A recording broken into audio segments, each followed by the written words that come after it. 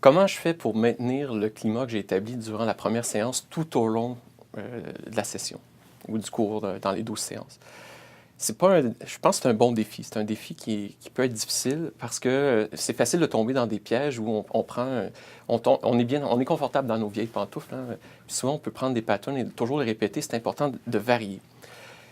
Dans mon esprit, ce climat-là, il est très précieux. Je vais tout faire pour le conserver. J'utilise différentes techniques pour m'assurer de maintenir une belle relation avec eux et également que les étudiants puissent l'avoir entre eux. Un des outils que j'utilise, c'est les blogs. Donc, j'essaie de sortir le cours du cours.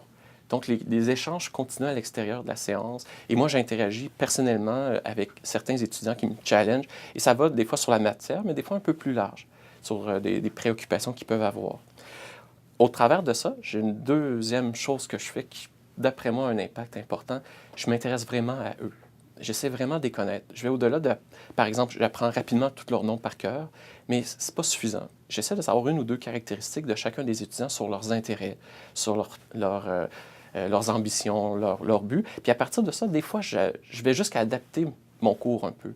Dans le choix des cas, ça m'arrive, c'est déjà arrivé à quelques reprises de changer des cas pour être plus proche de la classe, mais souvent dans les exemples que je vais utiliser. J'ai quand même un peu d'expérience pratique, donc je fais exprès pour présenter des choses qui vont les intéresser. Et en général, la réaction est très positive. Ils voient l'effort, puis parce qu'ils voient l'effort, ils ont le goût, eux également, de s'impliquer davantage. Donc, ça a une espèce d'effet donnant-donnant. Puis pour maintenir le climat, tout à l'heure, j'en ai parlé un peu, j'utilise un peu la terreur pour les engager, puis j'essaie de créer un beau climat. Mais cet effet-là, ça crée un peu d'angoisse chez les étudiants. Le fait que je suis toujours flou, c'est toujours incertain, c'est toujours les analyses de cas, je ne donne jamais de réponse. Donc, les étudiants, j'ai vite réalisé qu'ils vivaient beaucoup d'angoisse par rapport à ça. Donc, je prends le temps, là, un moment durant la session, peut-être à la séance 4 sur 12, puis à la séance 8, je prends vraiment le temps de les rassurer, de leur dire, là, ça va bien, je sais que ce que vous vivez, vous êtes angoissés. C'est normal, ça fait partie du processus d'apprentissage. Je vous rassure, ça va bien, mais là, on recommence.